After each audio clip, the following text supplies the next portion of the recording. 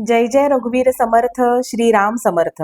श्री समर्थ रामदास स्वामी रचित मनाचे श्लोक आणि त्यावर विश्लेषण केले आहे सांगली येथील श्री विश्वनाथ यज्ञेश्वर छत्रे यांनी. आज आपण 15व्या श्लोकाचे विश्लेषण ऐकणार आहोत. मना पाहता सत्य हे मृत्युभूमी. कर्मयोगाच्या नियमानुसार पूर्वजन्मी केलेल्या कर्माचे चांगले वाईट फळ भोगण्यासाठी माणसाचा पुनर्जन्म होतो. याचाच अर्थ असा की जर त्याने ह्या जन्मी कोणतीही अपेक्षा न करता वाट्याला आलेले कर्म केले तर त्याच्या खात्यात पाप किंवा पुण्य जमा होणार नाही.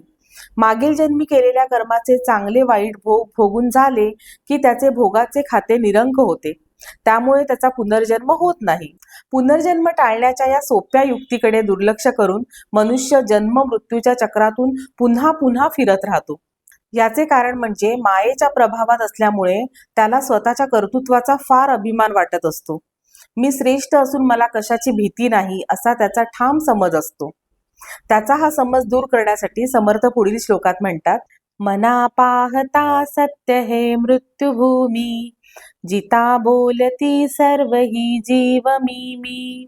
चिरंजीव हे सर्व ही मानिताती, अकस्मात सांडून या सर्व जाती.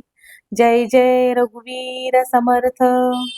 इथे प्रत्येकाला कधी ना कधी मरण येणार आहे, परंतु या वस्तुस्थितीकडे दुर्लक्ष करून आपण जणू काही अमरपट्टा घेऊन आलो आहोत अशा आविर्भावात सर्वजण वावरत असतात. प्रत्येकाच्या तोंडी मीपणाचा अतिरेक डोकावत असतो.